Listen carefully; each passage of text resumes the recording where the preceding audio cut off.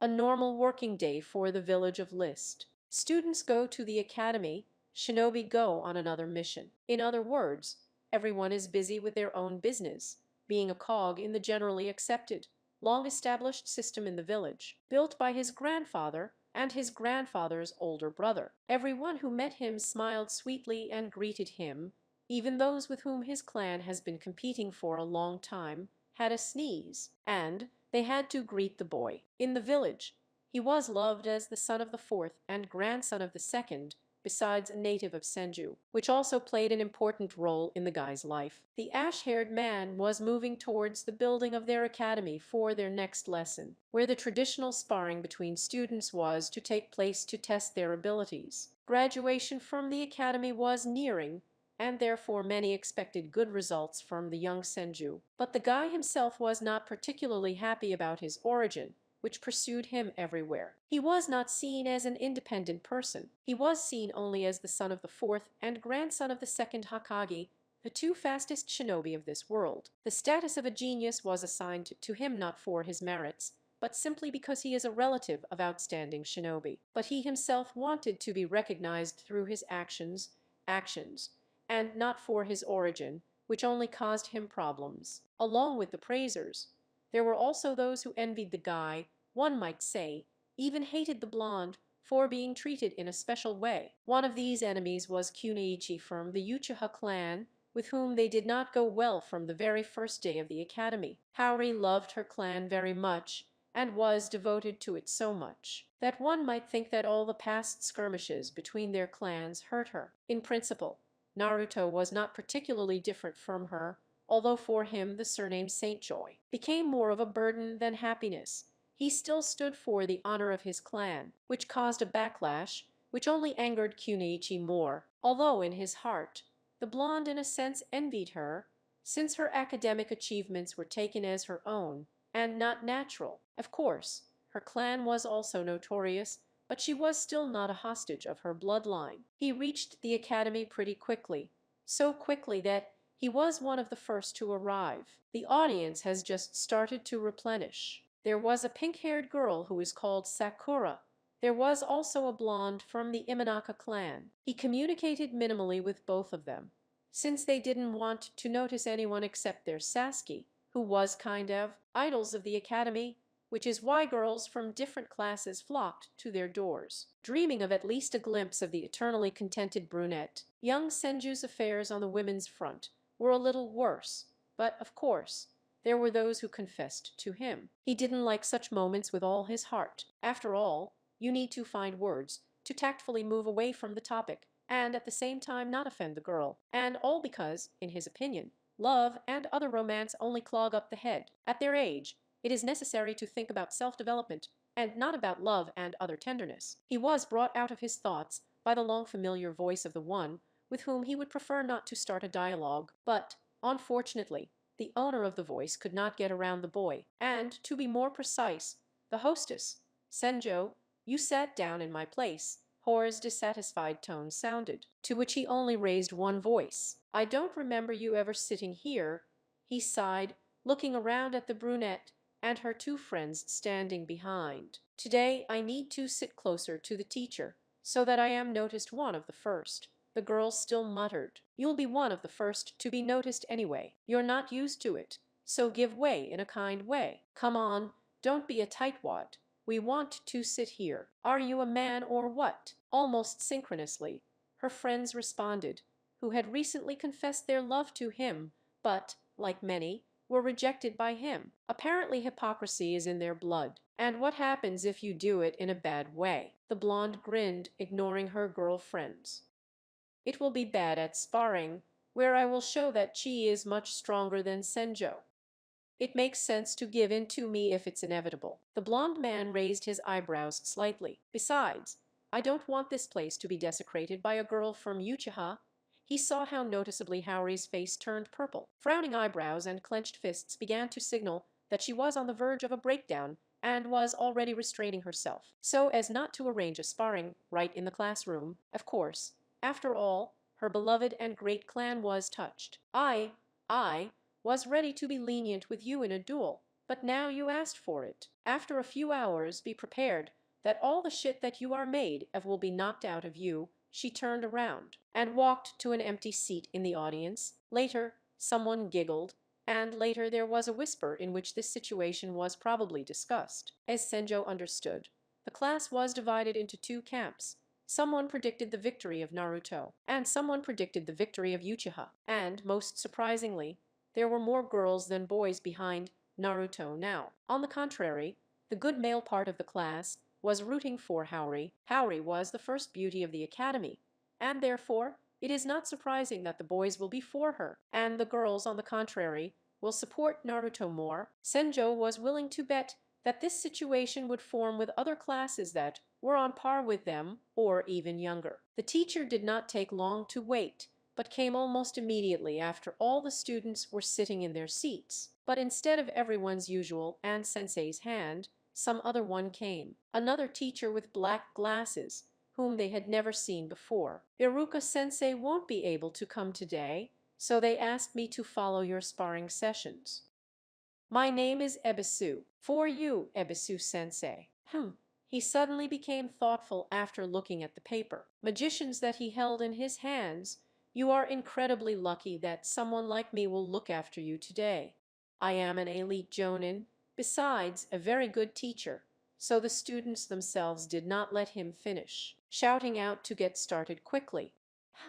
HPF, the first couple from the appearance of Jonin, it was clear that he was very nervous. Otherwise there was no way to explain the fact that he hastily defended all the sheets that he held in his hands, which caused a lot of laughter from the students. Cashlin. To begin with, there is a suggestion to Naruto. Since you will surely take the first places, there was an offer not to participate in the competitions for you, in order to equalize the chances for the rest. Whispers immediately began among the students. Uchiha just snorted, because she does not consider herself worse than Senjo, but on the contrary, she knows that she has every chance of winning this fight. And the blonde himself didn't like it very much, and he raised his hand. "I want to take a place, according to my skills, which we will test in training battles." Ebisu was a little nervous, but still nodded, after which, taking out a box, he put a piece of paper with the names of students in it. As soon as the blonde wanted to approach the teacher, Haori suddenly fluttered out in front of him and, running up to the box, prepared to lower her hand into the box as Ebisu stopped her. Naruto got up first. "Please wait for his turn." From this, the blonde himself only had a distorted expression on his face. "Let her be the first." "It doesn't matter to me," he interjected, coming closer and looking at the brunette. She dipped her hand into the box and took out a short piece of paper with the name of her opponent. After reading the name of his opponent, he commanded Ebisu. The entire audience fell silent, remembering today's conflict between Shinju and Uchiha. They were waiting to see who her opponent would be. Everyone wanted them to be paired up, but given that they choose opponents blindly, it could be anyone. Inuzuka Kiba was disappointed to say Haori, who herself was burning with a desire to get together with Senju more than with a dog lover. They just silently went to their place, before throwing their disapproving glance at the blonde, who silently followed her example, and took out another piece of paper from the box. The classroom was still in silence. Few people wanted to fight Senju. "Kenji Nobunaga," uttered Senju, following to his seat. The further distribution was not very interesting. Sakura was paired with a girl from the Imanaka clan. An eternally sleepy guy named Shikamaru was paired with some blonde, and many others were paired with someone. There was only one Sasuke left without a pair, who was promised to give an opponent a little later. Haori's brother was also one of the best students, and, frankly, Naruto would like to fight with him more than with whom. The eternally cunning, smiling guy who constantly runs after the girls of their class, considering himself one of the best, which, of course, he wasn't. All his pathos disappeared exactly when he found serious problems for himself. This problem could be older guys, when he ran across their path, accidentally touched them in some way. Surely he would have been kicked in the ass that time, if not for Naruto, who reduced the whole conflict to zero. Since then, he often began to run after Shinju, persistently asking to be friends with him. But after a number of refusals and unwillingness on the part of the blonde, he even began to hate him, often releasing rare phrases into him. Behind his back, of course. The blonde himself knew this, but decided not to do anything, and now fate has put them together, where he can remember everything that he said. Kenji himself didn't look well right now. It was like he was being squeezed. All his zeal for sparring seemed to have evaporated. The training ground that was located in the back courtyard of the academy, large rows of students who were waiting for their turn. Two boys standing in front of them, fingers crossed in the seal of confrontation. Ebisu is standing in front of them and is preparing to give the command to start the fight. Naruto is focused on his opponent. His attention is captured by him, his every nervous sigh, every tremor that slipped through. He noticed all this, which is why he involuntarily has it on his face. A smile appeared. However, he is not one of those who will underestimate the opponent just because he is nervous, because for the first time he himself felt like this, but fortunately he rethought some things in time. Pain goes along with shinobi. That's what he thought.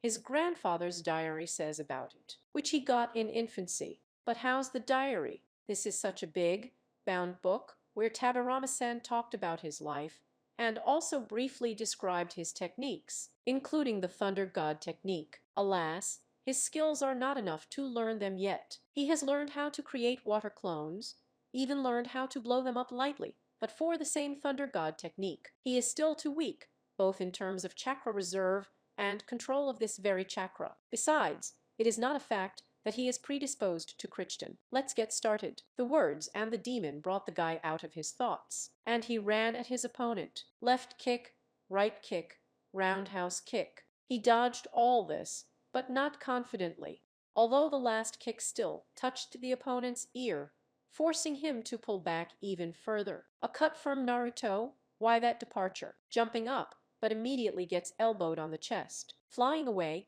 Kenji stood on 4 and tried to clear his throat. The blonde was never in a hurry to finish the fight too early, because he believed that it was necessary to give the opponent a chance to recoup, which Kenji did not take advantage of and stood up. He raised a hand as change. But why? Perplexed, he asks Senju.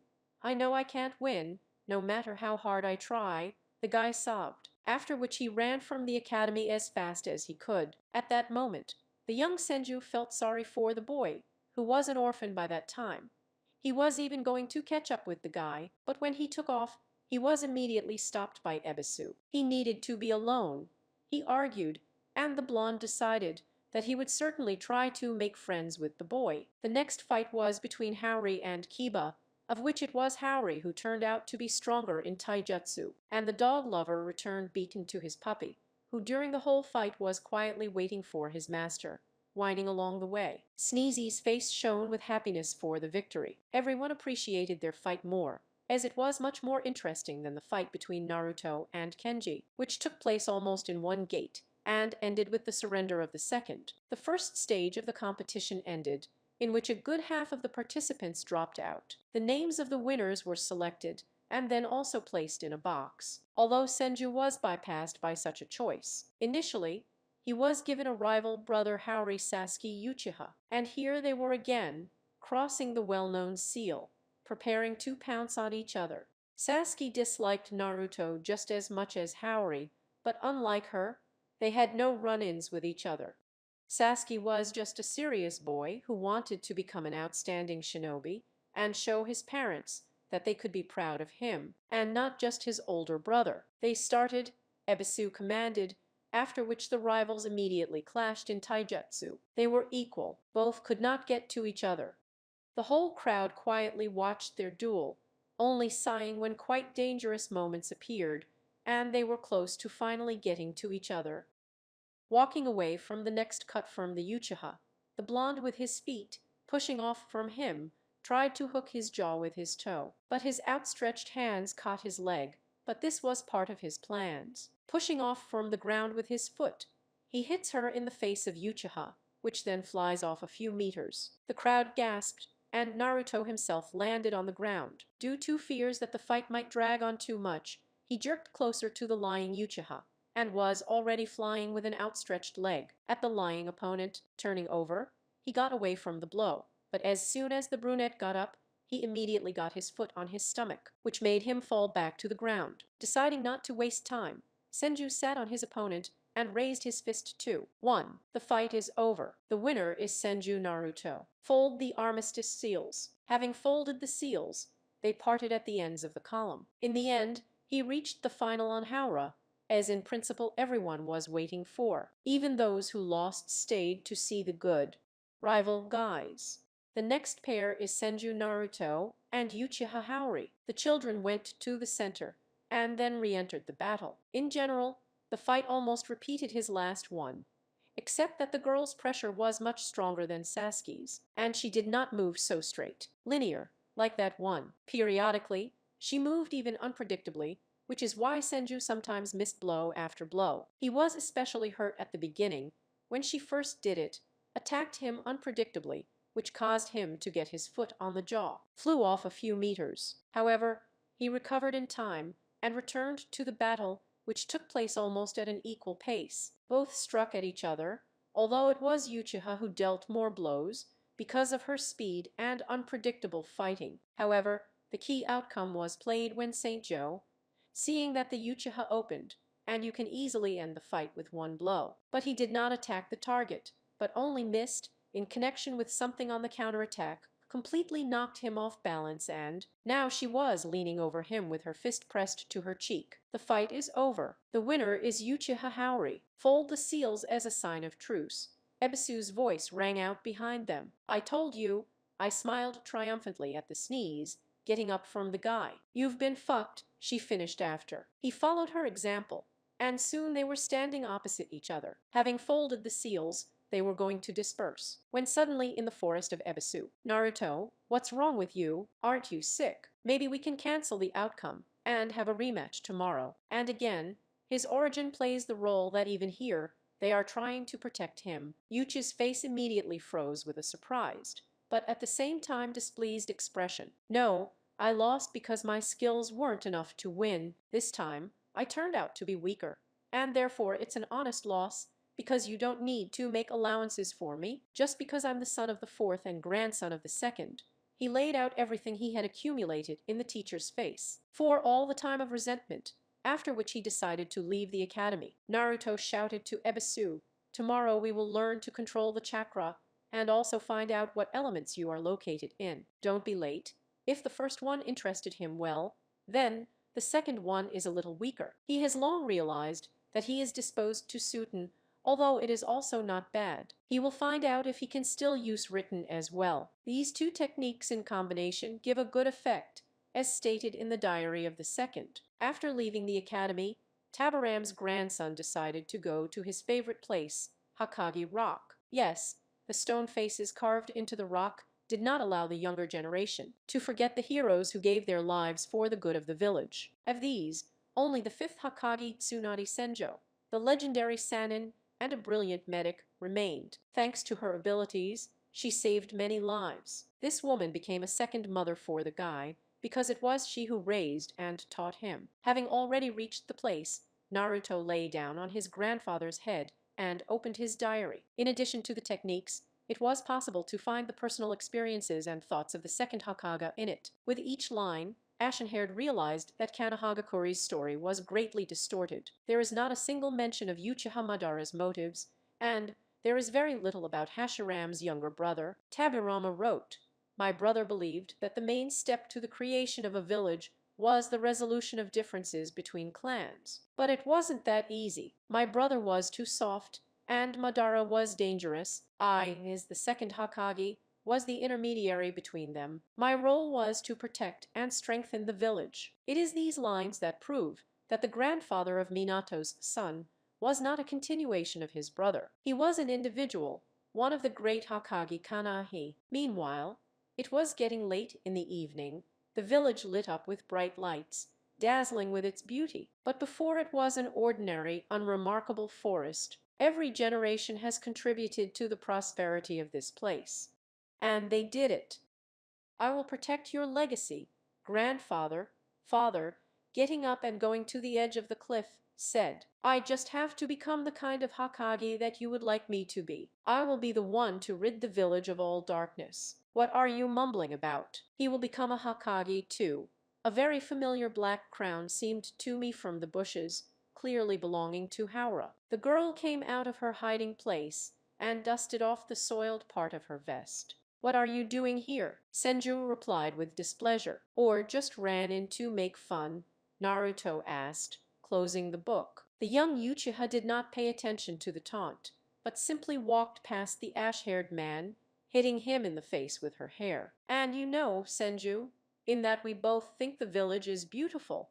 You and I are similar. A drop of tenderness flashed in the eyes of the future Kuniichi, which is not inherent in her usual state. And pick up your drool. I didn't come here to chat with you, but to say that Tsunade herself is waiting for you on time today. After finishing the dialogue, Fugaku's daughter deleted it, leaving his classmate with his thoughts and feelings. Deciding once again not to anger Tsunade, Naruto went home. The Senjo quarter was quite large, with beautiful houses and a main square. Clan coats of arms, and special ones useful in everyday life, were hung everywhere, Fuin print. Of course, the alliance with the Mizumaki clan has borne fruit. Ashura's descendants were very far-sighted, and immediately did not pollute the environment, using elementary fuin to seal waste and its further disposal. Other clans don't care about it, but that's their problem. Approaching the largest building in the block, Tabaram's grandson saw a woman standing next to him, looking about 20–25 years old. Naruto attracted the attention of a girl. You said you'd be home early today. Sorry, I've been reading too much today, the guy said, awkwardly scratching his head. To this excuse, the woman only smiled gently and patted the young Senju on the head. Okay, but I hope that you will warn me about your walks. Naruto just smiled and nodded. She understands that he is the only one of her closest relatives left. He is the only one who gives color to her gray everyday life of the same type, in most of which she either loses cards or drinks. After which she listens to a long reproachful speech about the fact that she is a hacker and should not see herself like that. She grinned, remembering those very moments. It is not surprising that Naruto became good friends with Shizune, because they are both similar in this. Of course, she will never openly admit it, but inside Tsunade is grateful to Naruto. He often visits, helps with documents. He reads a lot and studies everything related to the village, and sometimes just communicates and helps pass the working time. Looking at him, she remembers her own childhood when she was the same child, was on the same team with Erekimara Jiraiya, with whom the young Senju did not go well yet from the very beginning. Naruto thinks Jiraiya is just an old stupid pervert. He just doesn't take him seriously, although he could learn a lot from him. But it's okay, because it's too small. Can you teach me your technique? Naruto's question brought her out of her thoughts, which is why she did not even immediately understand what the blonde meant. The one with which you destroy everything, Naruto explained, but it would be better not to do it, angering the woman. He only got a bad slap, but later Senya smiled and, kneeling down on one knee in front of the boy, said, I'm sorry, kid, but I can't teach you this technique. You see, there are techniques that are incompatible with some people, but compatible with others. This technique just won't suit you, that's all. Yes, I understand, Naruto muttered, being dissatisfied with the fact that she spoke to him as if he were a small child. You didn't have to talk to me like I was some kind of child. Tsunade just laughed, getting the reaction she wanted. He always reacted funny to things like that. Stupid. He is in a hurry to grow up, not realizing that it is much easier to be a child. The more adult, the more so in his relatively quiet time, when there are no open wars or anything else. His constant eagerness to get power always displeased her because she had cases, and she knew perfectly well how it usually ends either with her own or someone else's death. However, when she finally put all her thoughts aside, there was no one in front of her. He left as quickly as he came, just like his father and grandfather. Minato,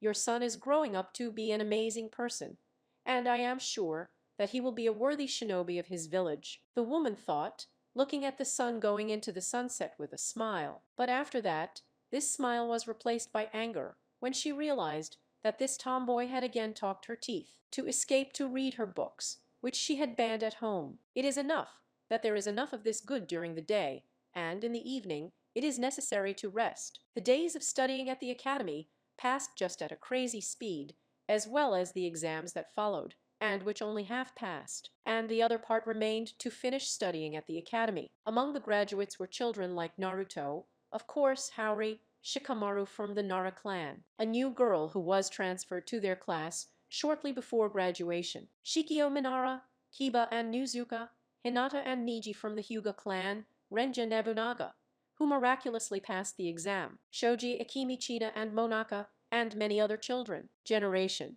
Haor completed the theoretical exam the best of all, but Naruto showed himself the best in the practical one. Only a few points ahead of Uchiha, but even so the two geniuses quickly became known throughout the village. Haori was compared to her older brother, who became an Anbu captain at the age of 13. Naruto was compared to his ancestors, the fourth and second Hokage, and even so, the attitude towards these two was noticeably different. Kuchii were not treated as well as Naruto, which, to be honest, the guy was jealous of her. There was a final last day left in their academy, a day in which they will be divided into teams, and then each of them will go their own way. They say that Naruto passed the exam perfectly, one of the women whispered, not even suspecting that Senju hears everything perfectly. Of course, the man answered her, this is still Tabaram's grandson, and the son of the fourth. And the guy heard a lot of similar conversations while walking towards his audience. Senju stopped not far from the woman, from whom he heard an unpleasant remark that made him shudder. How can you treat your children like that? I wish my Kenya would become like him, she said dreamily, looking at the blonde, but later surprised when he stopped beside her with a very dissatisfied face.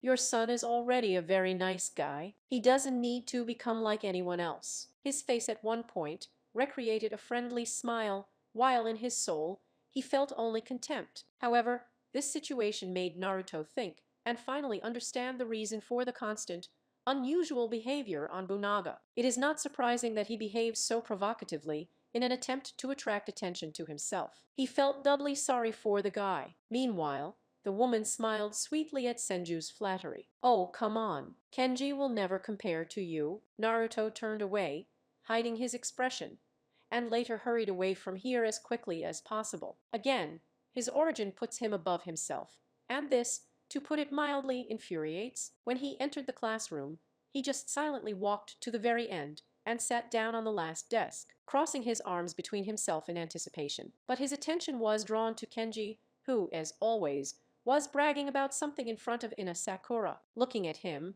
Naruto began to imagine himself in his place. He has parents, there is no such origin, because of which you are put above the rest. He has everything he doesn't have. Out of the corner of his eye, he noticed a glance darting at him from the Uchiha who landed not far from him. Places. They hardly talked to the girl, and he was willing to bet that she also did not want to be on the same team with him as he was with her. When all the students were assembled, the last one to enter the classroom was Iruka-sensei. The audience was already filled with whispers and divination. Who will be on the team with whom? The group was initially divided into several groups. The male part of the class basically wanted to get into the same team with Uchiha and the new girl from the Nara clan. The female one was divided into two parts, one of which talked about Senju, and the second about the younger brother Haor, Sasuke. The discussions lasted until they were interrupted by the voice and hands, who finished fiddling with the documents. The students fell silent,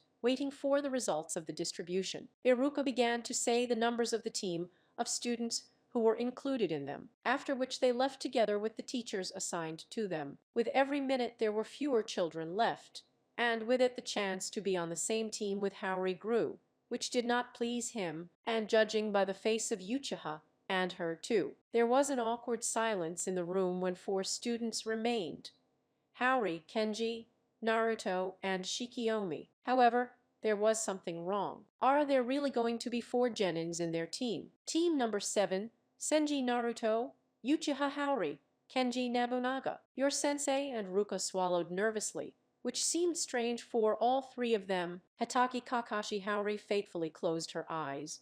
covering them with her hands from above. Because it turned out to be on the same team with Naruto, Kenya also panicked somehow. But Naruto was torn by curiosity. He looked at the new girl, seeing only her back coming out of the classroom, her arm down, why she was left without a team. The question from Senjo made me nervous. He remembered the order that the elders of the village had given him, and therefore could not tell them. She will be assigned a team later, smiled and Ruka, scratching the back of his head with his hand. Although Senjo understood that this was a lie in the sight of the teacher alone, he never knew how to lie. Wait for your teacher, he said, leaving the room. He did not expect that someone would be interested in someone who usually sits in silence and does not really communicate with anyone, except for those times when it is necessary. It took as much as 30 minutes after Yuman's abrupt departure, and no one entered the audience like that. All three of them already doubted that anyone would come at all, but the door opened, after which a man with gray hair and a mask on his face came inside, simultaneously catching the bill on the head. The trick that Kenji had prepared nevertheless achieved its goal, to which he smiled. "This is for you for being late by as much as 30 minutes, laughed at Bunaga. Naruto just smiled, putting his head on the table, and Uchiha did not appreciate it at all, measuring everything with a cold look. Contrary to all expectations, their new teacher did not explode in anger because of this dirty trick. "I hope that you will be in the same mood for tomorrow's exam," he said, entering the center of the room. "We kind of passed it, didn't we?" Kenji was genuinely surprised. "I have my own exam, the results of which will determine whether you return to the academy or not." The whole newly made team was very surprised by this outcome,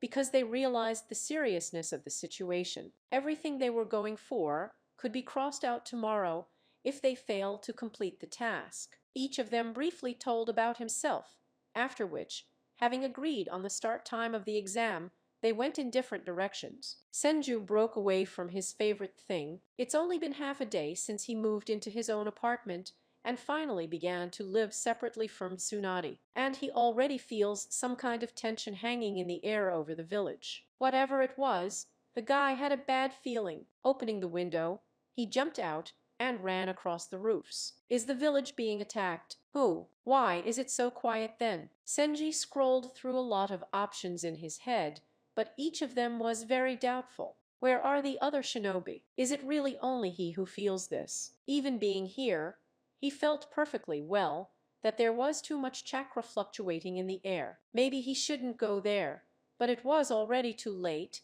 because the blonde was halfway to the source. He stopped when a long wall appeared in front of him with a large gate in the center on which Jopuchi is depicted. Jumping on the fence separating the area, he almost fell down when he saw a lot of corpses scattered on the street. Jumping down, he tried to find at least one alive, but no, each of them was dead, and each belonged to the Uchiha clan. Someone attacked them, but then why is the whole village still silent and has not announced the alarm? A massacre of this magnitude simply cannot pass without a trace. The thought of his teammate suddenly appearing in his head made him rush towards the center of the district where her father's house was located. But when he made his way across the roofs, out of the corner of his eye he managed to notice a shadow appeared to the side. They stopped and turned around. He wandered towards the shadows until finally a hooded man appeared in front of him, who, seeing him, only accelerated his pace, not wanting to stop. Naruto threw a kunai at the one that flew in his direction, but for some reason still did not hit the target. However, thanks to this, he managed to notice that the man was wearing a mask, which he managed to catch when he turned his head a little in his direction. The distance between them began to increase and increase. No matter how Naruto tried to gain speed, the hooded man was faster. In the end, the blonde stopped chasing the stranger, instead returned to his former goal. The clan precinct met him with dead silence. There was no one inside, and it was dark. However, as he walked through the courtyard of the estate, he was able to catch the sobs that were happening in the house. Carefully looking inside, Senji saw several bodies. Two bodies were lying in the center of the room, and it seemed that they were also dead. A little further along the wall lay Sasuke, whose face was illuminated by the rays of the moon slipping through the window in the room, and on the left The periodically twitching body apparently belonged to Haura. Carefully entering inside, the blonde, I didn't find anyone else. Approaching the bodies in the center of the room, he recognized Fugue Cusin and his wife. Both were no longer breathing. Sasuke was alive, but he was unconscious. And Hauri, it seems, didn't even pay attention to the fact that someone was moving around in the room. Senji hesitantly approached her and touched the girl's shoulder, and it would have been better if he had not done that. Uchiha looked at him with a haggard face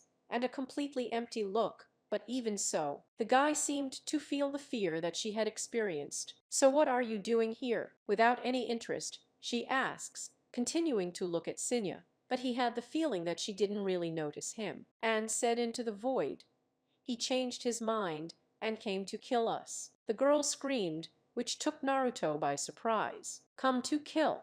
Who?" "He." The girl rushed at him, and their faces turned out to be up close with each other. Both looked at each other in surprise. Footsteps were heard behind the room, and Uchiha was just about to say something again, because Senju had no choice but to stun Haori, and picking up her body, go out through another door, taking one last look at the unconscious body, Sasuke in, hoping that everything will be all right. Unfortunately, he is not able to carry two at once, but he didn't go far, because he came across a squad of masked men, but during the time he hid in an alley, behind a pile of some garbage, slightly looking out for the sake of assessing the situation. He continued to stare at the many identical masked people, until his gaze landed on a man with a blindfold over one eye. He was giving orders to the Anbu people. Senju was about to try to leave slowly, deep into the alley, and try to leave, when his attention caught on something familiar. A gray-haired man in a mask appeared in front of Danzo,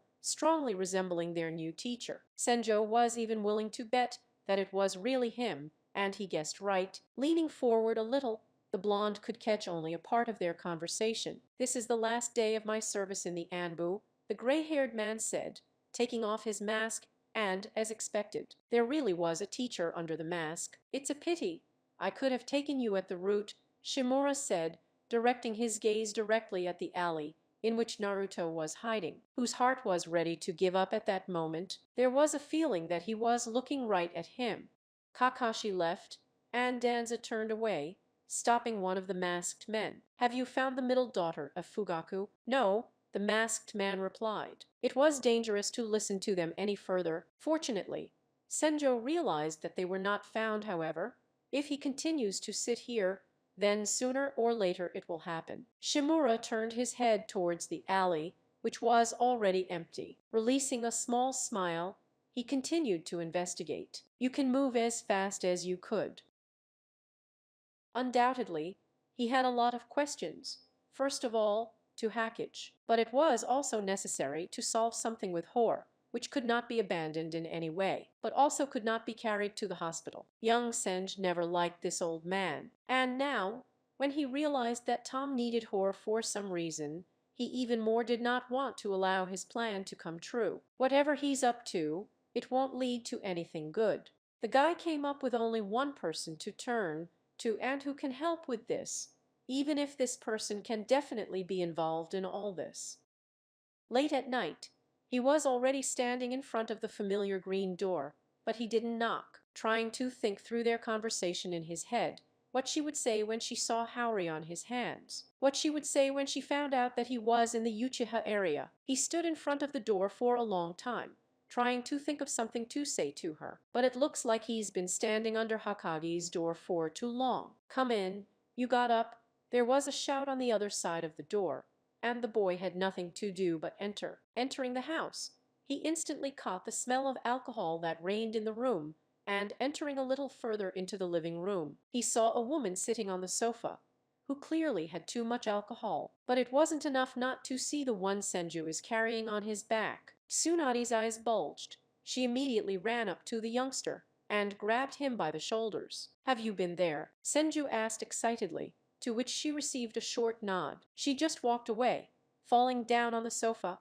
and covering her face with her hands. "You don't know what you're getting yourself into," she said, shifting her gaze slightly to the boy. "Did they see you?" "No. At least it calms the woman." "You shouldn't have taken her with you." Tsunadi's words made the boy frown. "Yes, of course. They dislike each other. but that doesn't mean that it was necessary to leave her. I couldn't leave her there. This old man is clearly up to something. He needed Haori for some reason. Tsunade carefully looked at Naruto, and then she looked down at the floor. Had he found out the truth? Tsunade bit her nail. If this turns out to be true, then the girl's life will be in danger. Danza will definitely want to get it. From thinking, she didn't even notice Naruto hanging over her, who clearly didn't like it. I like this spontaneous change in my aunt. She looked at his face, which spoke for itself about the question that was maturing in his bright head. But Senju seriously thought about it, and it seems that she will have to tell him the truth, so that he correctly assesses all the risks. In addition, they are members of the same team, and with this knowledge, it will become easier for the guy to look after Uchiha. Naruto, sit down, the woman ordered in a serious tone, which the boy hurried to obey, admitting that he was very much torn by curiosity. From the intoxication of the woman, it seemed, there was no trace left. There's something you need to know about Haor. Just promise me you won't say a word about it to anyone. Young Senjo looked at Haori's sleeping face. He hadn't even suspected before that there might be something wrong with her. For him, it was the usual arrogant Uchiha, who was too proud of her clan. However, everything turned out to be a little more complicated, but should he go into these details? Maybe it would be enough for him that he got her out of there, and everything else was none of his business. Maybe so, but something still stopped him from refusing. I won't say. Tsunade sent him a light smile, and after she began her story, and with every minute the guy understood more and more. And now he was really glad that he didn't leave this person there. Maybe it's worth telling her. In the form of a misunderstanding of Tsunade, Sinju decides to continue. It seems to me that a person should know his roots. Otherwise, he may simply hate those who have been hiding the whole truth from him for many years. Tsunade thought about Naruto's words. She felt that the guy was right, but it was still quite risky to tell a girl at such an early age about her origin. In any case, it's worth considering. It's time for you, it's late, the woman said. Naruto obediently got up and was about to leave when his aunt's voice stopped him again. Try to behave from now on as if nothing happened. And you don't know what happened to Haori well. It's for both your good and hers. In a way, for her, the blonde was surprised. Tsunade smiled, and then gave him such a look that he quickly realized that it was better not to stay. The next day, the whole village was shocked by the news about what happened in the Uchi quarter. Everyone except Naruto, of course, but he looked surprised when he was told about everything. On the way to the training ground, he was still thinking about everything, about Uchiha, about Danza, about everything that happened, because he didn't even notice how he ended up at their team's training ground. This time Kakashi came on time, but there was no Haori, and Kakashi's face expressed concern. Due to the events that have occurred, Haori will not take part in the life of the team for some time, because during Haori's absence, your temporary teammate will be Shikiomi. At that moment, the girl came out of the bushes, to which Kenji's jaw almost dropped, which was not surprising given her beauty, which from the very first days at the academy won the hearts of many boys, thereby taking away from Haori a good part of her fans. Now the girl has changed a little. All the same black hair, tucked into a small ponytail at the very end, all the same dark blue eyes, but this time blue shadows were moving away from them, which gave an already beautiful face an even more elegant look. Her clothes remained the same as always, except for the bandana, which she placed on her belt. As she approached, she nodded slightly and gave a slight smile to her new comrades, after which she concentrated all her attention on the teacher. Naruto followed her example, but Kenji burned the girl from the Nara clan with his gaze for a long time. The exam is quite simple. All you need to do in order to pass it is to take away my bells. With his finger, he pointed to the two bells hanging on his belt. If you take them away, then you will pass. Seeing the saddened face on Bunaga, Kakashi gave him the answer to his question in advance, which he kept in his head. Yes, only two people will pass this exam, and the third one will go to the academy. So I advise you to take this as seriously as possible. Hitaki said. After that, Counts left the clearing, hiding among the trees, in order to give them time to think about everything. I don't think that conversations are appropriate here, who tried to make a smart look. Only two will pass. Would it be more illogical if each of us tried to get a bell on our own? Although his words sounded confident, he had doubts inside whether he could compete with a genius, and even more so to beat that it still, except for Shikiomi, who from the very first days proved her high intelligence and outstanding abilities, which is typical for people from the Nara clan. I think that's all he's waiting for when we act alone. Senju turned in the direction where the teacher had disappeared. He had already found the location of that one, but he was in no hurry to show it until there was a clear plan of their action. I think you're right, Shikiomi agreed, seriously thinking. She can't fail now. She won't miss her chance to get out of this hell. Then how? Naruto and Shikiomi didn't say anything. Both pondered over their further actions. I have a plan, Nara said, and then began to whisper to them. Entering the forest meant fully accepting the exam and all its consequences. Now they will not have enough time to discuss and make plans, because the situation will be close to reality, and the teacher himself can attack anyone he chooses at will. If Senju and Shikiomi were not there, then Nobunaga was standing in the middle of the clearing with his head held high and his fist pointed forward. I don't need to hide in the shadows. I'm already alienating any of my opponents. He was shouting at the top of his voice. Could it be that the teacher's words were heard behind him on the Bunaga, who felt something thin but sharp poking at his throat? He swallowed nervously and looked back with frightened eyes. If that's all you came up with, then Hitaki turned around, catching Naruto's leg with his second hand, attacking him from behind, and then grabbing it tightly. He threw the boy's body aside, later beating off his kunai, which he immediately sent. He jumped back, releasing Kenji from the grip, when a shadow came to his feet with considerable speed. And she's good, he mentally praised Shikiomi, who attacked him without even leaving the course. Yustev, thereby not really giving away his location. He also noticed that the girl uses her shadows very well, even too much. Her shadows cover an extremely large radius, which prevents the enemy from reaching her. The indomitable water wave on Kakasha is directed, a large water stream, washing away everything in its path, including Kakashi himself, who clearly did not expect to see such a technique. When the water ran out, Hitaki was on one knee completely wet. Looking at Senji, he regretted that he had not initially treated them with complete seriousness. He expected to see average geniuses who only know how to use the techniques taught at the academy, but he could not even imagine.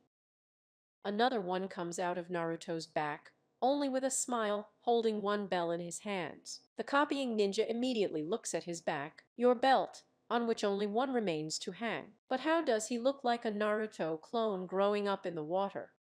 A water clone at his age, but even so, he doesn't really understand how Tom manages to steal the bell, and even so imperceptibly, in the form of confusion. Teacher Senji smiles.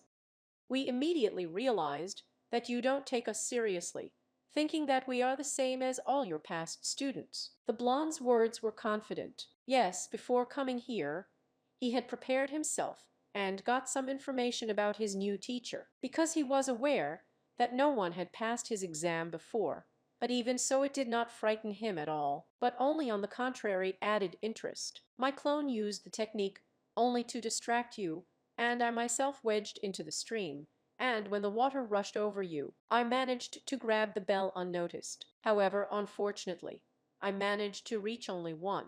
The copying ninja was amazed at every word Senju said. All he saw were the skills of Chunin, and maybe even Jonin. This guy definitely took over all the genius of his father and the mind of his grandfather. Maybe in the future, he will even be able to surpass those. Do you even realize that by telling all this to your opponent, you reduce your team's chances of winning? Or do you think that from now on I will still be careless? I don't think so, but I don't intend to repeat the same trick twice. Senju shrugged his shoulder, hiding his bell and getting into a fighting stance. Then the usual taijutsu went into action, in which Naruto and Kenji simultaneously attacked the teacher, to which he skillfully responded, although he could not attack. The two attacked together, and besides, the shadows of Shikiomi did not give Hatake time to do something in response. The longer their fight lasted, the further they drove the teacher into the forest. Naruto threw to kunai at the teacher, which he repulsed, who in the meantime tried to make a cut from behind, which made him just jump up. At this time, Senju, bouncing off the stump and in the air with a vertical blow, tries to kick Sensei on the head, but he again blocks his blow by putting his hand over himself, simultaneously inserting the second sideways, where the second leg flew. Naruto lingered in the air for a few seconds, clinging only with his feet to the teacher's hands, but he again, noticing the shadows, slightly lowers Senju's body, kicks him off, and then he himself goes to the side. Naruto flew away and, after driving a few meters on the ground, only looks at Hatake, who has moved away with displeasure. Time passed and passed by the end of the exam, and they never got the second bell, which means that they are close to failure. Of course, he has one bell, but it is unlikely that the team can consist of only one person. There's only one way out.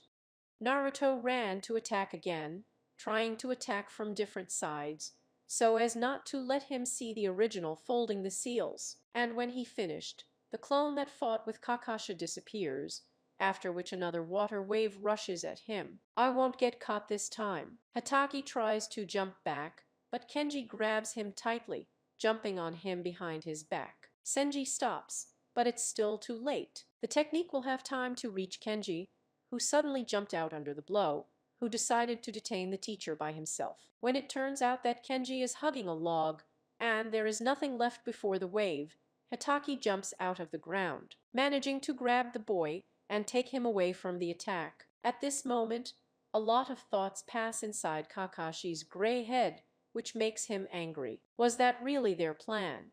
Putting your friend at risk, snatch the remaining bell from him. Why did you put yourself under attack? Naruto's angry cry brings Hatake back to reality, and he looks in surprise at how Senji scolds Bunaga for standing under the attack radius, lifting the windbreaker's fern at the same time. This makes Kakashi take some comfort from the fact that this wasn't part of their plan. I'm sorry, Kenji replied shortly, turning away. You two tried so hard in this fight, and I was completely useless, just getting in the way. I was very happy to be on the same team with you, but once I just realized how big a gap there is between us. I decide to achieve victory for you. Ken was trembling more and more with every word, but there was nothing he could do about it. He could barely restrain himself from running away from here. Until now, I was surprised by such a victory in a battle in which my friend would suffer, and moreover from my hand, this time, not only Nobunaga, but also the same Hatake, who for the first time met a guy like Naruto among his students. No one was more worried about his comrades than this one. Still, the blonde's words made Nobunaga calm down, who already had a smile on his face, which still could not. She could describe all the feelings that the young man was experiencing at the moment. It's a pity that we couldn't get the second bell. Now it looks like you're the only one left on the team, the moron replied with displeasure to Senju. How can a team consist of one person? You know at least one such team.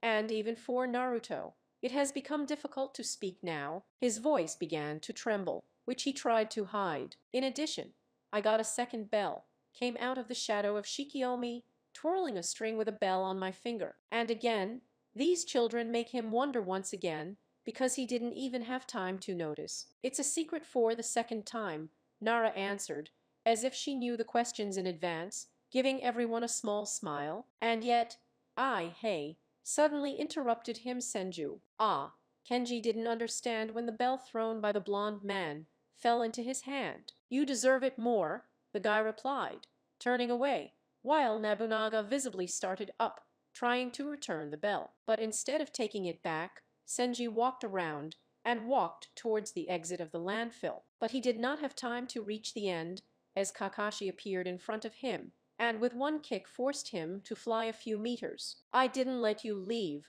Kakashi said with displeasure. I can't let you go until I tell you that you've all passed.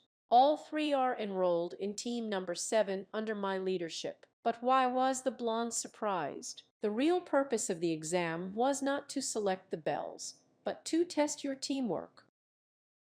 Will you spit on your comrades when you hear that there are only two belles? You have completely passed this test, in connection with which I can safely congratulate you. Training and missions will begin in the coming days, but in the meantime, you can rest. It's been about a week since that unfortunate night in which the massacre took place, when almost spring died, when the powerful Uchiha clan, moreover, destroyed not by the enemy, but by a member of this clan, Uchiha Itachi, the eldest son of the head of the clan, and concurrently the older brother of Uchiha Haori, the truth about which Senji found out the same night when he secretly took her from the estate. Since then, Naruto has not seen the one who was supposed to become his teammate, and Sasuke.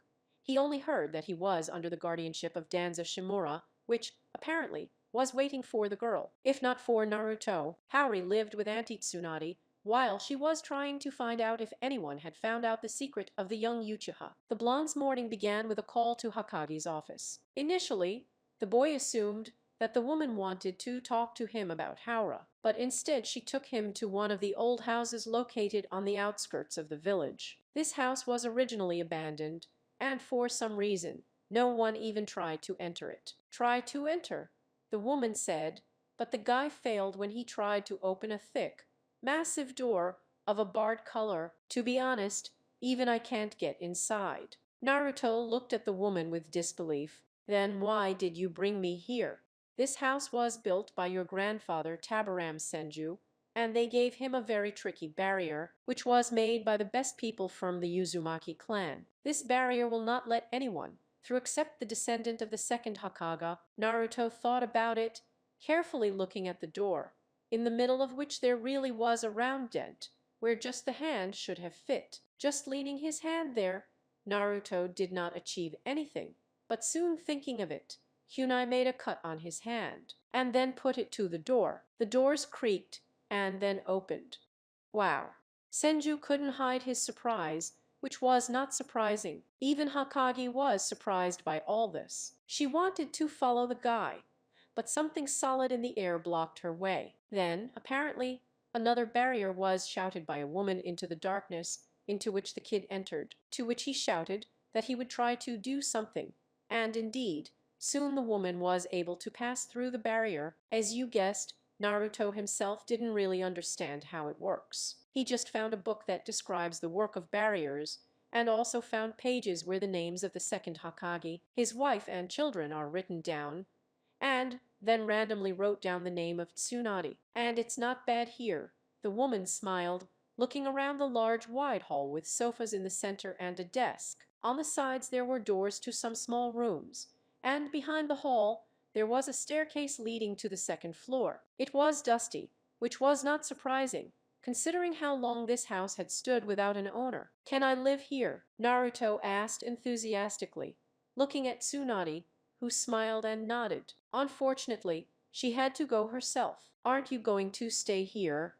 The house is still big." Tsunade only laughed in response, shaking her head. "I can't live in such a big house, but I'm going to hook someone up for you." Senju's words made the boy wary. He wanted to ask a question, but the woman almost immediately flew out, leaving the boy alone with his own thoughts, although she knew that he was probably already looking for some secrets. It's not for nothing that such strong barriers are imposed on this house. The elder Senju really guessed right, and the first thing the boy went to was the library, which was full of books. But most of all he was attracted by large scrolls in which many texts were painted in detail. A technician not only of the water element, but also of all others. There were scrolls belonging to both the second Hokage and the fourth. He spent the rest of the evening studying all this stuff, found a detailed description of the Thunder God's flight technique, and in two versions of it, how it came to pass, he used Tabaram Senjo, and how Minato used it on Mikaze. It is not surprising that young Senjo had a great desire to master this technique in exactly the same way as his father and grandfather. Therefore,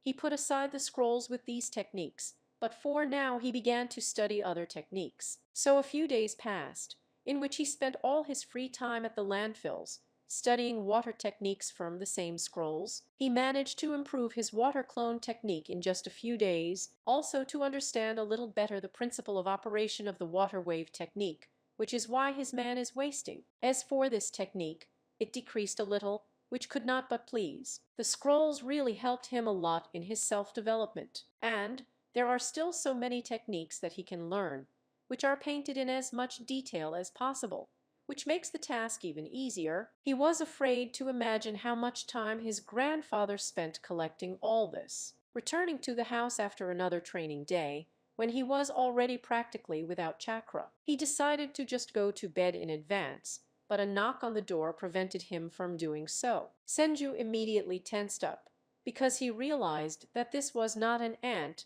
because she could enter without knocking, since her name was written in a special book, and knowing her, she would never waste time knocking and then waiting until they open it. Carefully approaching the door, he listened, but he did not hear anything except the noise on the street. He slightly opened the door, because he knew that in case of anything, he would slip further than the second barrier more unkindly. In front of his eyes was Hor, whose face was not visible because of the hanging bangs. The girl was very shabby and obviously did not take care of herself. During all this time, however, her coming to him was strange for him. "Can I come in?" Uchiha asked coldly, without taking her eyes off the blonde. Naruto shrugged his shoulders, but later she wrote her name in the book, and she entered, heading straight to the side of the sofa, where she sat down to survive, waiting for Senju, who had no choice but to follow her. He was interested in the reason why she came to him, and not to anyone else with whom she has a better relationship. "Can I ask you a question?" Again, the question is when Naruto settled on the next couch, leaning on the back, and crossed his arms between them. To be honest, he didn't even know what to talk to her about. Of course, he would like to find out in more detail exactly what happened that night, but he does not think that such questions are appropriate now. "Come on," Senju tried to smile, but it didn't have the slightest effect. "How do you live?" "Without parents, I mean." Naruto stared at the floor. Sneezy's question really made him wonder why. After all, as long as he could remember, he rarely grieved because he did not have blood parents. He has always believed that there is no point in grieving for those whom he has not really seen, and besides, he is the son of the fourth and grandson of the second, and therefore should not drool over this. But he doesn't think that's the only reason. After all, if you think about it, Auntie Tsunade was always with him, who was always there, always worried and protected him. She was like a mother to him, even if she was not his own. He had never really thought about it, but now he finally realized something for himself and decided that he would answer the commander. "You know, it's really not easy to live without parents, and when you look at those who have them, you can involuntarily imagine yourself in their place." However, Naruto fell silent, looking at the girl and finally seeing her eyes, which were looking at him with interest. "However, you stop remembering about it. If there is a dear person nearby who will support you in a difficult time for you." The image of Tsunade rose up in front of his face again. "Probably, only because of this, I still haven't recovered." Sen shrugged his shoulders, but Uchiha did not answer anything, but simply turned away from her head and went into her own thoughts. They sat in complete silence for several minutes, during which the blonde was thinking about how to tactfully say that it was time for the girl. But she beat him to it. "So where do I sleep?"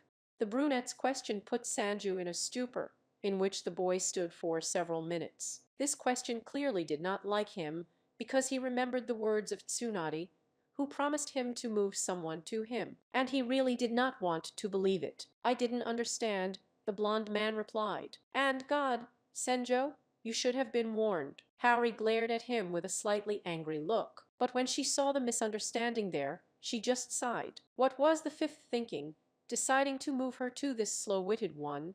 "The fifth ordered me to move in with you so that—" Uchiha abruptly shut up when she almost touched on a painful topic for her. Senji only sighed in resignation, already cursing his aunt inside out. He hoped it was just a joke, but as it turned out.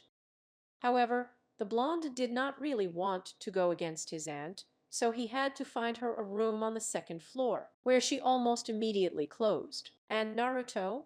still shocked by everything that had happened, returned to his scrolls, locking himself in his room. It's been about a month since Naruto started living in the same house with Uchiha, and despite all his fears, he didn't even really notice it. Uchiha was in her room, he was in his. They occasionally crossed paths in the kitchen, where they exchanged only a couple of phrases. However, one day Saint-Jo found out that it turns out she changed her mind about becoming a shinobi, and therefore plans to abandon the rank of genin. Naruto even understood the reason, because he saw the attitudes of others towards her when she went out for short walks. She was not trusted, she was feared, because she was the younger sister of the one who destroyed the entire clan overnight. Adults squinted at her with an evil look, and peers mocked and tried to teach her a lesson. But it lasted exactly until Senju saw it, who, after waiting until the Uchiha disappeared from sight, beat up the whole company of boys, and scared one so much by pinning him against the wall, holding his neck with his hand, that he then, just the sight of him was shaking all over, and tried not to get in his way. Because of this attitude, it is not surprising that the girl quickly withdrew into herself and stopped communicating with anyone, almost without leaving home. "I'm not going to defend all this rabble," she told him once during one of the few conversations. Senju didn't share her gaze, but he couldn't say anything against it either, because he could see perfectly the attitudes of others towards Uchiha, and the girl really had reasons to call them that. Since they became genins, they have gone through many easy missions, ranging from helping in the garden to catching an escaped cat.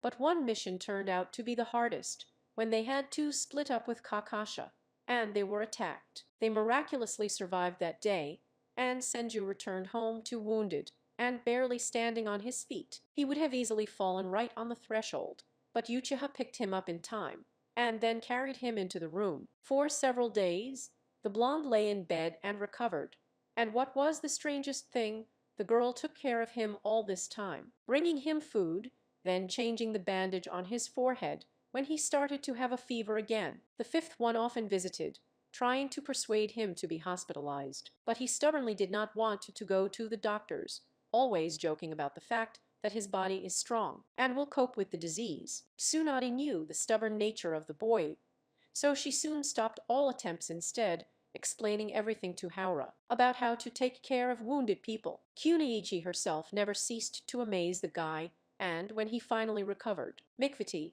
she briefly informed him, leaving his room and slamming the door, leaving the guy in complete misunderstanding, because he did not do her anything good. But he didn't ask, and besides, after this incident, the brunette again locked herself in her room, and since the team still had no missions, Naruto returned to his training again, only this time he began to study the technique that he invented. His grandfather and his father improved. The last skirmish perfectly showed that he is still weak in relation to the rest of the world, which means that if he remains like this, he will certainly put his team under another blow. He flew away once again, slamming into a tree and wheezing in pain. The technique of his predecessors turned out to be much more complicated than he imagined. In terms of complexity, it certainly surpassed all of his past techniques combined. He learned to put seals with formulas, but for some reason, he could not transfer to them correctly. In addition to this, he spent much more chakra than he should, and it seems that everything sounds quite simple in writing. When entering the void, you should clearly feel all your marks with the smallest parts of your chakra, after which, having chosen a mark, you should immediately concentrate on this mark, and thus a transfer will occur. It also said that this is done only at first, but in the future your body will subconsciously move to the mark. However, you need to concentrate as quickly as possible, because if you gape, then you can return to your original position. Thereby moving will not happen. This was what happened to Senju, because he could not concentrate all his attention on one thing for such a long time, and therefore he simply disappeared and appeared in the same place. Occasionally he managed to move, but very crookedly, which is why he did not appear exactly in the right places. Thoughts about everything that did not relate to training came endlessly into my head, and something had to be solved with this. Without the necessary ability to concentrate on one thing, he will not be able to learn the technique of the flying thunder god. He reread the scroll again, but there is not a word about how you can learn this. Then the blonde decided to turn to his white-haired one. How to be able to concentrate on one thing? Hatake asked again, putting his hand to his chin and thinking, looking at the blonde man, whose eyes were burning with impatience, which made him smile. To begin with, you need to be able to wait. The teacher's words caught him by surprise, which made the smile disappear from his face by itself. A person who does not know how to wait patiently will never reach the maximum concentration in anything. Still in the form of confusion in the eyes of the kid, Hatake decided to continue.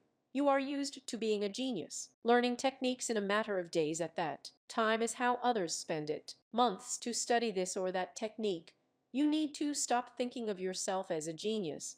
Stop believing that you are better than others. But Senju wanted to object, but he thought seriously in time. Thank you, he said, getting ready to leave. He had taken food for thought, which he would probably chew for several days, because he couldn't wait to be home again. He was so passionate about this technique that the whole world around him lost any meaning for him. Naruto called out to him, copying ninja.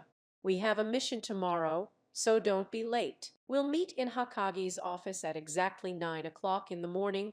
Understood? Senji waved back.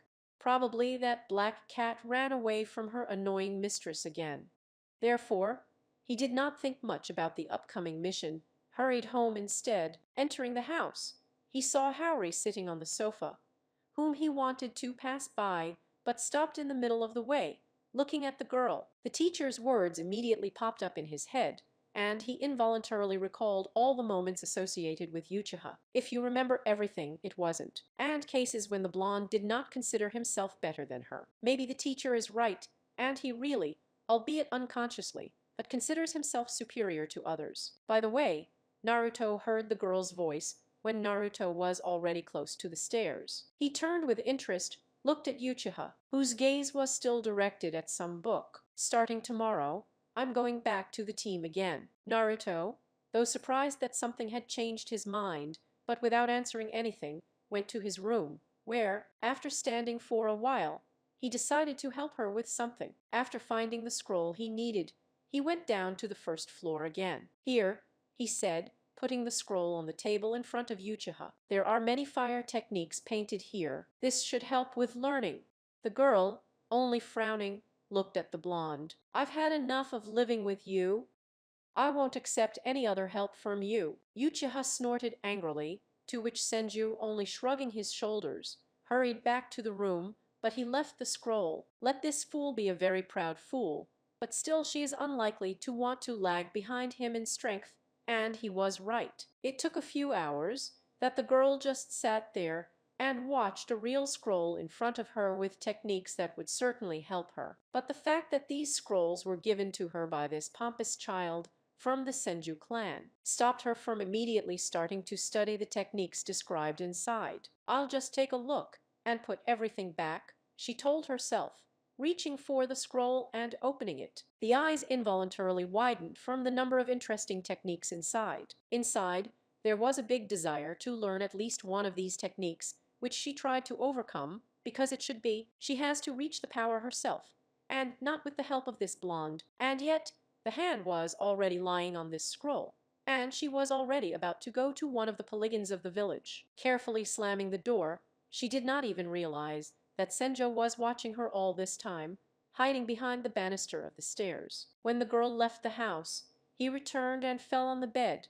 staring at the monotonous gray ceiling. How can I learn full concentration? Sen pulled his hand up, but later lowered it again, closing his eyes and getting ready for sleep. The next morning, as agreed in advance, Senji was already standing in front of Hokage. Shikiomi was no longer there, but Uchiha was now standing in her place, still periodically assessing Naruto with a dissatisfied look. But this involuntarily made the boy smile, because everything, apparently, fell into place. It's been a long time since you became genins. Since then, you have learned a lot, and therefore it's time to give you a more difficult task than just catching cats and cleaning the garden. After Tsunadi's words, Kenji laughed contentedly.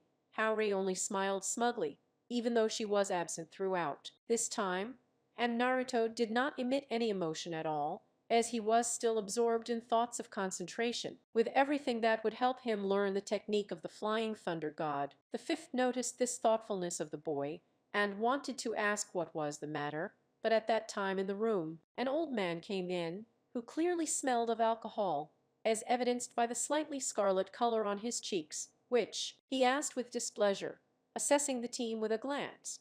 "I will be accompanied only by children. In Kanaka, what problems with people?"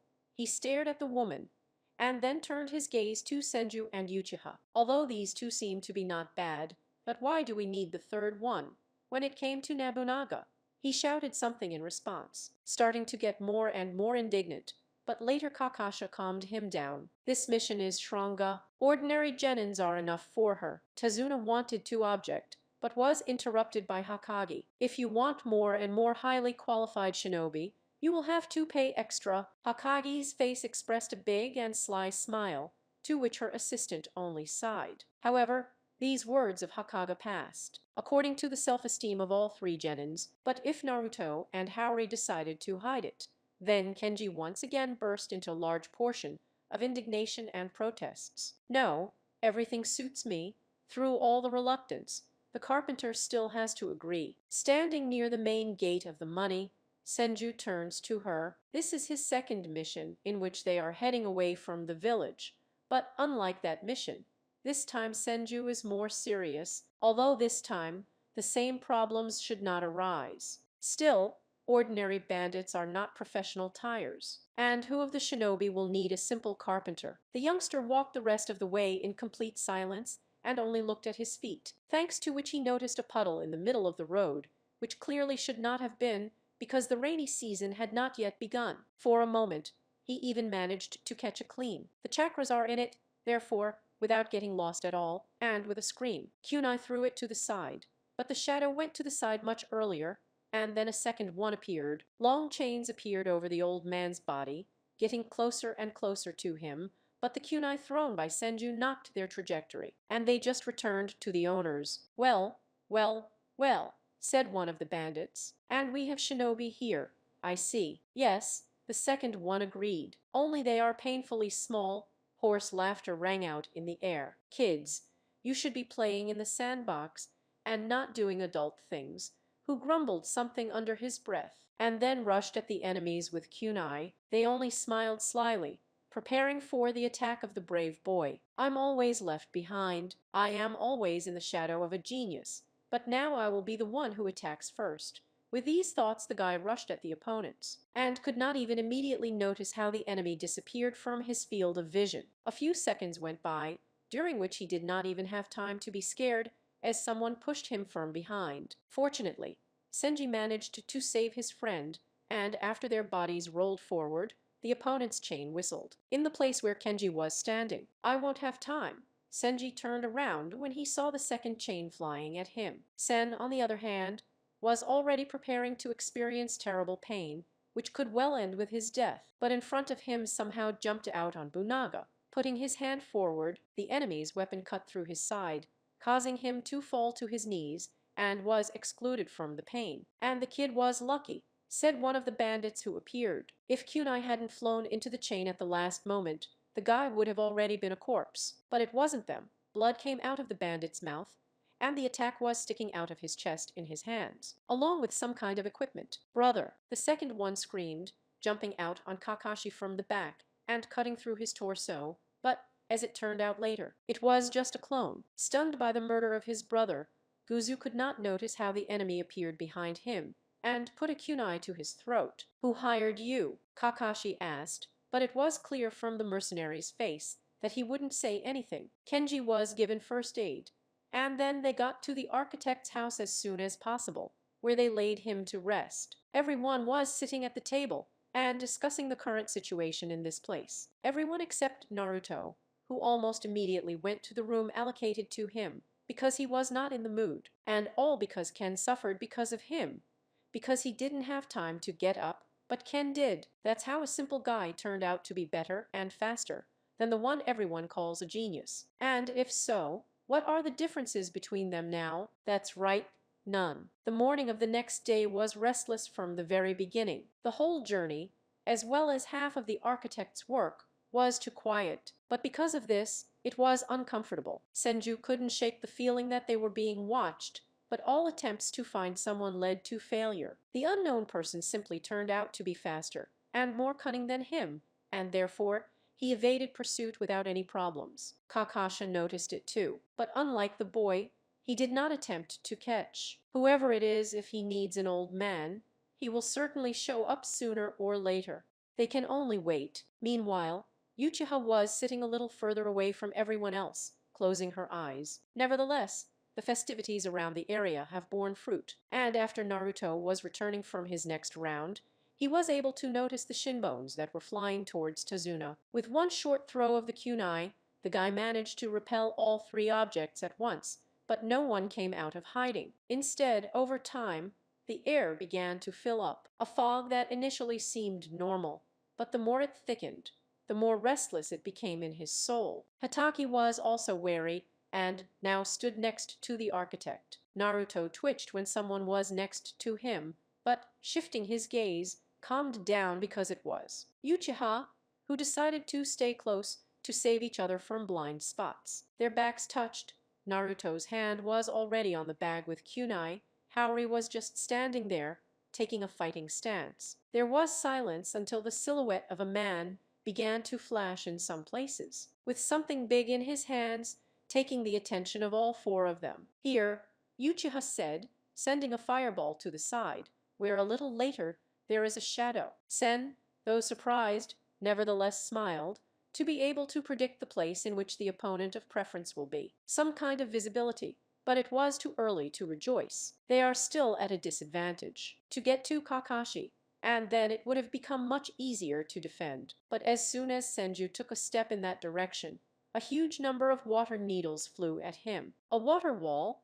The blonde barely managed to recreate a wall of water that became a protection for them, but at the same time, he felt difficulties in holding this technique when such a massive attack descended into it. But still, this technique withstood, which surprised the enemies as well. Not bad, said a gruff voice from somewhere to the side. I am surprised. Such children, and have already been able to withstand the attack of the hack, but this will not help you. A series of rapid footsteps could be heard approaching in their direction. Near them, there was a tall man with a bandaged face and with a large sword, with which he was already preparing to cut the Uchiha. But it also succeeds to return, crouching down, and then he tries to hit the blonde with the same blow, which was allocated more time, and therefore he was able to jump up, standing on the sword with his feet, and hit the stranger's jaw with a strong kick, whose body by inertia it begins to fall, but it falls to the ground already in quality. Water. Damn. Sen understands the enemy's trick and notices the second salvo of that technique already approaching them. But the trouble is that he will not have time to close them with equipment again now, and unlike the previous time, this time the attack is happening from all sides. The fireball technique. But the girl's ball hits only part of the shells. The rest still flies at them. Naruto realizes that he has no choice but to hope for luck, and therefore, touching the hara with his hand, transfers them to the mark that he had previously set. But what he did was hardly a transfer. They both literally fell from a height, simultaneously hitting the trees. Uchiha hissed with displeasure, glaring at Senju. You decided to kill us, you idiot. And what did you do? Kakashi Stasny also stayed there. The girl's eyes expressed nothing but strong discontent.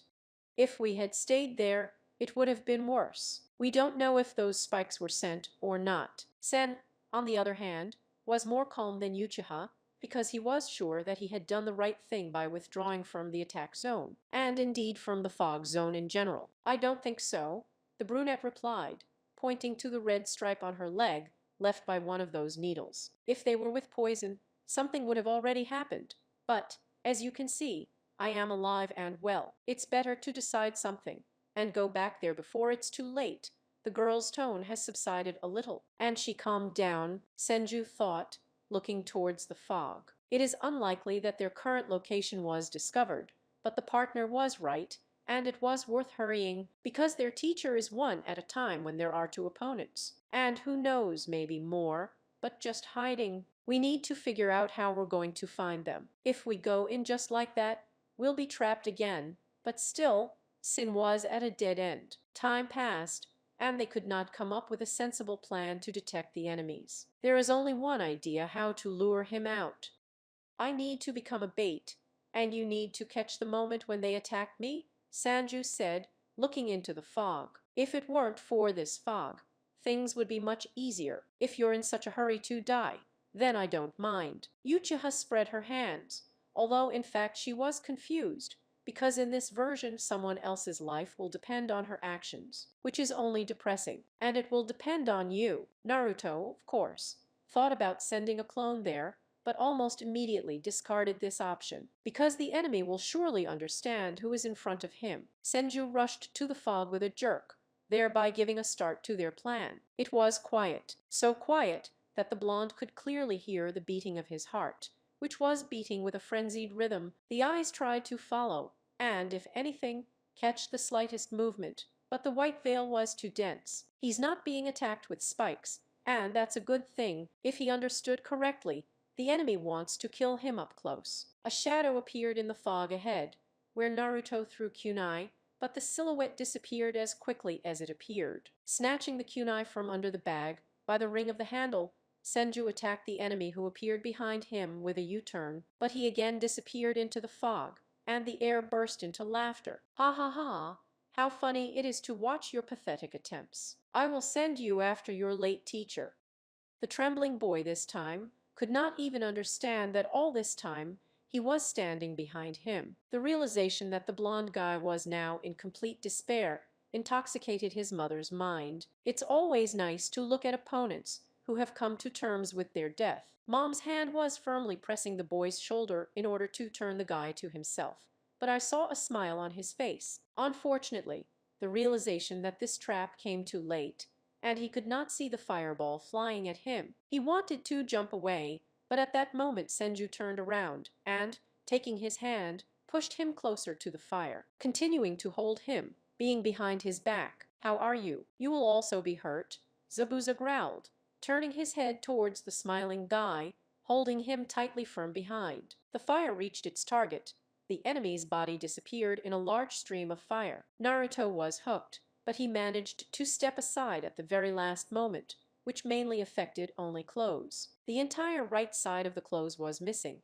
Instead, a slightly burned skin was revealed. The fog caused by the technique, as expected, began to disappear, improving the view. When there was almost no fog left, they saw Zabuza standing in front on one knee trying to catch his breath. The upper part of the clothes was missing. Bandages hung from his face, completely revealing it. His huge sword was lying nearby. Looking around, Naruto saw a large row of mirrors to the side, mirrors that began to disappear, and a shadow swept towards them from the other side, so fast that the blonde managed to see only her outline. The masked partner jumped up to his friend, put his shoulder under his arm, lifted him up, and disappeared into the shumshin. And try to catch up with a person at such a speed. Naruto didn't even try.